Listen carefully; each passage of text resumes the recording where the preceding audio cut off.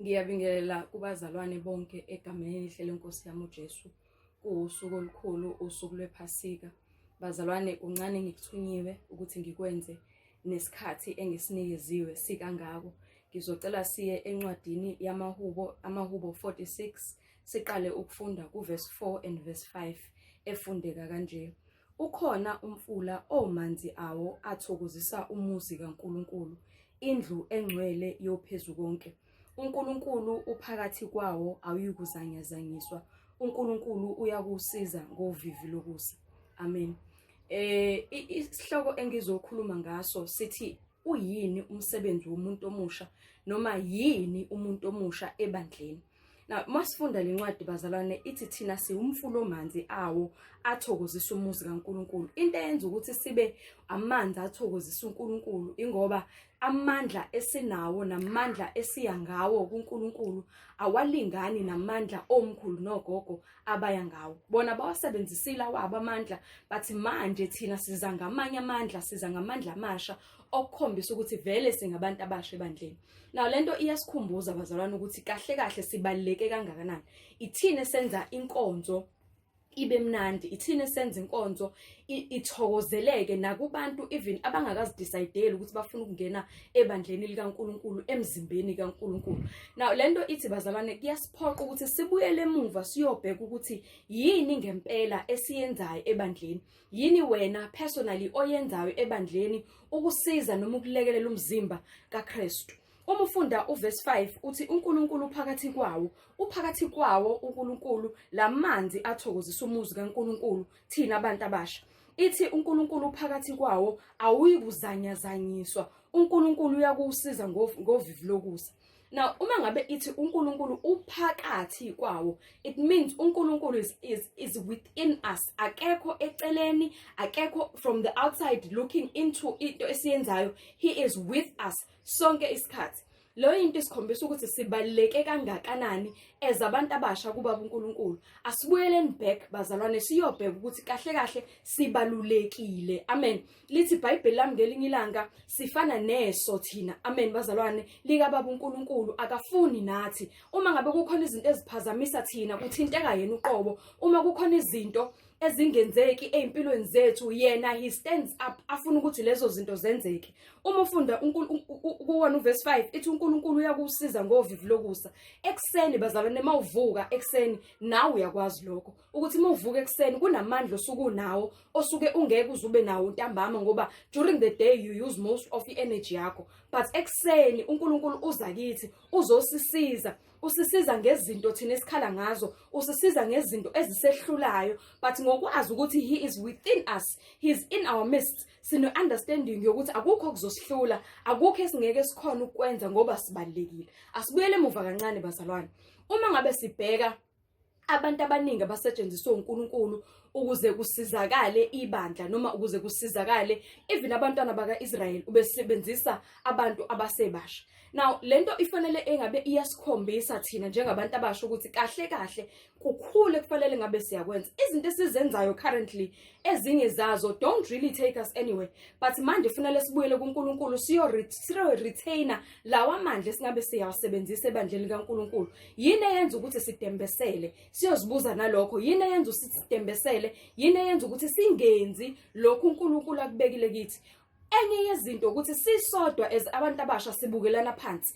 Enye yezinto ukuthi sisodwa as abantu abasha asithembene. Umuntu ukubuka aqale ngeso and azitshela ukuthi ayikho into ongayenza wena imhlule yena. Yes, i-competition is good, but kufanele understand endlini kaNkulunkulu kunezithelo zikaMoya oNgcwele esinikezwe zona individually. Okunye okwakho wedwa, and if wena ungakwenzi lokho, obviously kunabantu abazolimala noma kuzabantu abangeke baze bazuzeke, kunabantu abangeke baze basizakale endleleni yabo yokholo ngoba wena ubambe isiphiwo uNkulunkulu asibeke kuwe, awufuni ukusisebenzisa. uNkulunkulu eza kithi ukuzosisiza ngovivi lokusa. Cabanga abantu ongabasiza wena ngalawo mandla uNkulunkulu awabeke kuwo. The Bible says hamba ngamandla onikezwe wona. Ungafisi into kaNkulunkulu emunye umuntu, ungafisi into kamakhelwane wakho. Masifunda uExodus bazalwane, Exodus 20 imiyalelo 10, there's a verse lapho ethi ungafisi okukamakhelwane wakho. kungabi nomhawu. Amen bazalwane. Asingabini nomona entweni kaNkulunkulu singabantu abasha. Uma uhlabelela kahle, I must praise you ngokuhlabelela kwakho kahle. Uma ngabe ugwaba kamnandi, I must praise you for ukugwaba kwakho kamnandi, because ngi-understand ukuthi emzimbeni kaNkulunkulu yilokho wena uNkulunkulu akubekele kona. Ngi-understand ukuthi emzimbeni kaNkulunkulu as umuntu omusha yilokho wena uNkulunkulu akubekele ukuthi ukwenze ukuze kusizakala abanye abantwana basenkonzweni. Kunezinto engike ngizisho ezithi angifisi ukuthi umuntu ongene esikhisini engingene kuso mina kuphinde kungene omunye. Ngamanye amazwi asitakulaneni, asidonsaneni, asisebenzisaneni ukuze kwakhiwe umzimba kaKristu. Now lento ithi asishumayele uJesu eyinkosi nomsindisi empilweni zethu. Asishumayele uKristu esindisa umuntu ukuze asizakale, ukuze uma ufika ebandleni ufika nje uqala ukuzongena endlini kaNkulunkulu, vele sisuke siza nezinto zethu bazalwane. Asithi sifika sibe sesiba glory. Amen bazalwane. But izinto esiza nazo zisala ngendlela. Now zize zisale lezi zinto ngoba sisuke silekelelwa umoya oyingcwele. Uma ngabe sezisala lezi zinto endleleni, kubiza ukuthi kube khona umuntu ozokubamba ngesandla. Zithi Izenzo 3 masifunda, zithi Izenzo zesithathu, uma simbamba ngesandla sokunene. Amen bazalwane. Ngoba i-wisdom eningi noma impumelelo eningi izovela komunye umzalwane uma wena umbambe ngesandla sokunene. As abantu abasha emabandleni isikhathi esiningi sibambana ngo-left bazalwane. Uma umzalwane efika ebandleni umbambe ngo-left, and u-left wakho unendluzula, u-left wakho unokuhleba, u-left wakho unezinto eziningi ezi-antichrist, u-left wakho wenza ukuthi omunye umntwana azize ebandleni engavumelekile noma engakhulekile, kodwa ngoba wena umbambe ngo-left, not necessarily ngoba angeke akwazi ukukhululeka ebandleni, but kuyaphoqa abazalwane ukuthi sibabambe ngesandla sokunene abeza kubaba uNkulunkulu ukwenzela ukuthi nabo bazizwe besebukhoneni bekaNkulunkulu. As-understande ukubaluleka kwethu emzimbeni kababa uNkulunkulu singabantu abasha. As-understande ukuthi yini umsebenzi wethu emzimbeni kaKristu singabantu abasha. Angeke sikwazi ukuqhubeka nalendlela uma sisabambana ngo-left bazalwane.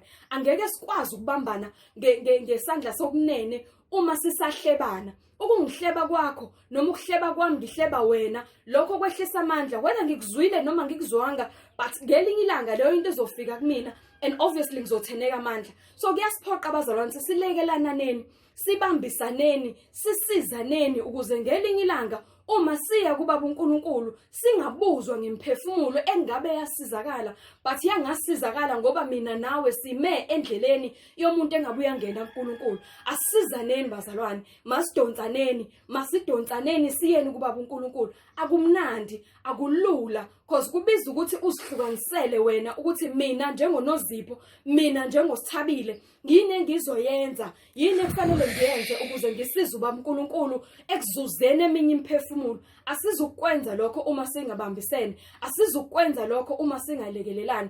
Ngiyambonga uNkulunkulu ngebandla leThrone of Grace Ministries ngoba kunemphefumulo bazalwane ezosizakala ngaleli bandla.